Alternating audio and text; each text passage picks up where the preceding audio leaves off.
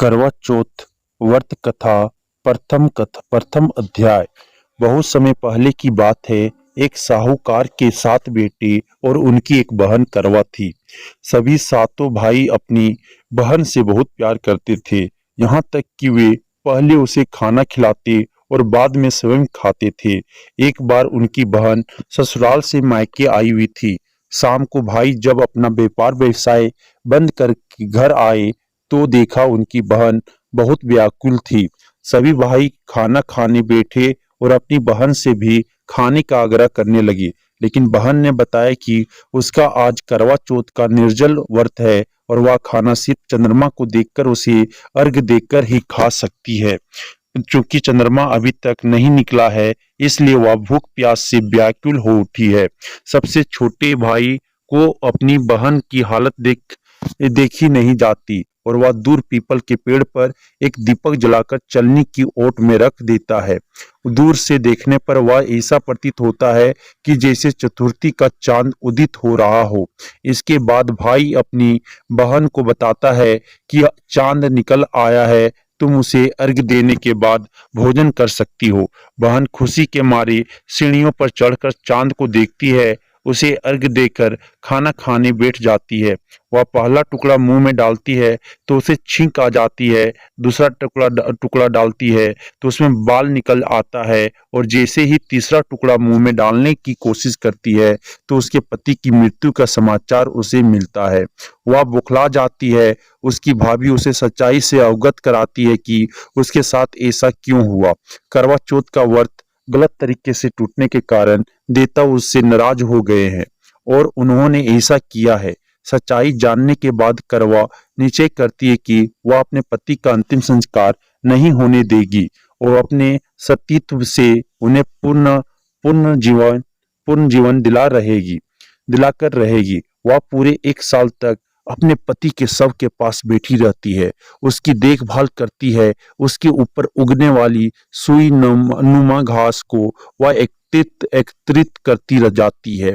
1 साल बाद फिर करवा चौथ का दिन आता है। उसकी सभी भाभियां करवा चौथ का व्रत रखती हैं। जब भाभियां उससे आशीर्वाद लेने आती है तो वह प्रत्येक भाभी से सुई ले लो, ये सुई दे दो, मुझे भी अपनी जैसी सुहागिन बना दो, ऐसा आग्रह करती है। लेकिन हर बार भाभी उसे अगली भाभी से आग्रह करने का कहकर चली जाती है। इस प्रकार जब छठे नंबर की भाभी आती है तो करवा उसे भी यही बात दोहराती है। यह भाभी उसे बताती है कि चूंकि सबसे छोटे भाई की वजह से उसका व्रत टूटा था, अतः उसकी पत्नी में भी शक्ति है कि वह तुम्हारे पति को दोबारा जीवित कर सकती है। इसलिए जब वह आए तो तुम उसे पकड़ लेना और जब तक वह तुम्हारे पति को जिंदा ना कर दे उसे नहीं छोड़ना। ऐसा कह के वह चली जाती है। सबसे अंत में छोटी भाभी आती है। करवा उनसे भी सुहागिन बनने का आग्रह करती है, लेकिन वह टालम टोली करने लगती है।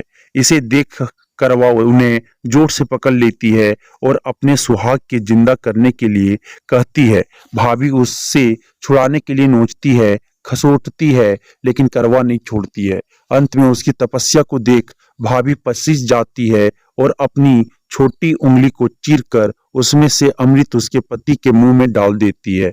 करवा का पति तुरंत श्री गणेश कहता हुआ उठ बैठता है। इस प्रकार प्रभु कृपा से उसकी छोटी भाभी के माध्यम से करवा को अपना सुहाग वापस मिल जाता है। हे श्री गणेश महागौरी, जिस प्रकार करवा को चिर सुहागन का वरदान आपसे मिला है, वैसा ही सब सुहागिनों को मिले।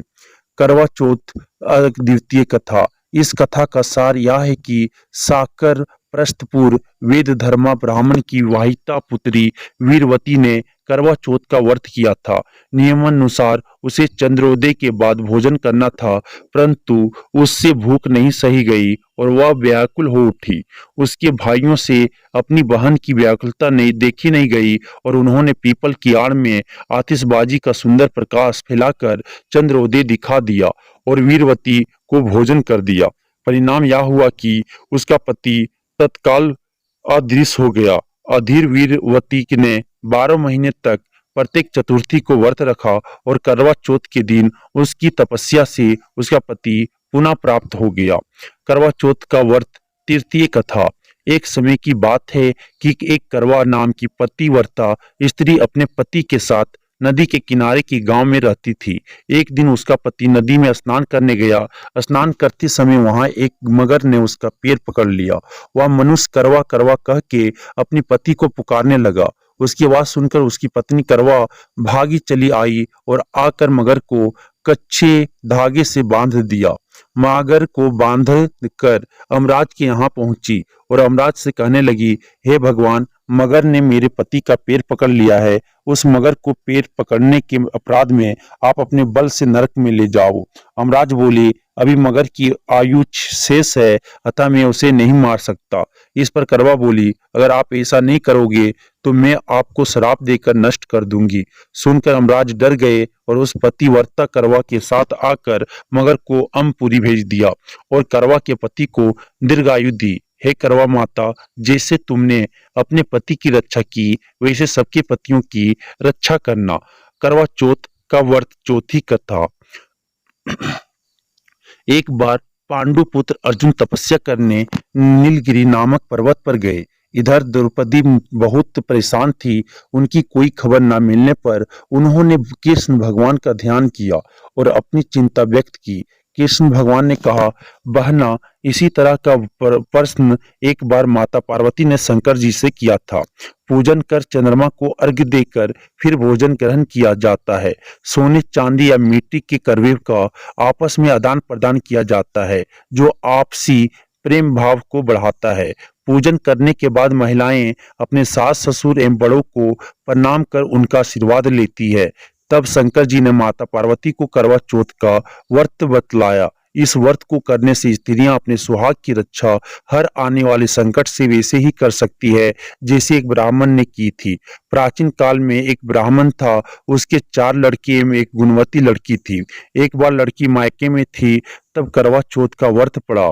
उसने व्रत को विधि पूर्वक किया।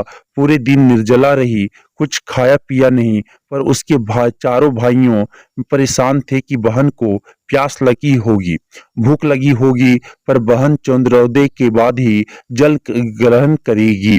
भाइयों से ना रहा गया। उन्होंने शाम होते ही बहन को बनावटी चंद्रोदय दिखा दिया। एक भाई पीपल की पेड़ पर छलनी लेकर चढ़ गया और दीपक जलाकर छलनी से रोशनी उत्पन्न कर दी। तभी दूसरे भाई ने नीचे से बहन को आवाज दी, देखो बहन, चंद्रमा निकल आया है, पूजन कर भोजन ग्रहण करो। बहन ने भोजन ग्रहण किया। भोजन ग्रहण करते ही उसके पति की मृत्यु हो गई। अब वह दुखी हो विलाप करने लगी। तभी वहां से रानी इंद्राणी की निकल रही थी। उनसे उसका दुख ना देखा गया। ब्राह्मण कन्या ने उनके पैर पकड़ लिए और अपने दुख का कारण पूछा। तब इंद्राणी ने बताया, तूने बिना चंद्र दर्शन किए करवा चौथ का व्रत तोड़ दिया, इसलिए यह कष्ट मिला। अब तू वर्ष भर की चौथ का व्रत नियम पूर्वक करना, तो तेरा पति जीवित हो जाएगा। उसने इंद्राणी के कहे अनुसार चौथ व्रत किया तो पुनः सौभाग्यवती हो गई।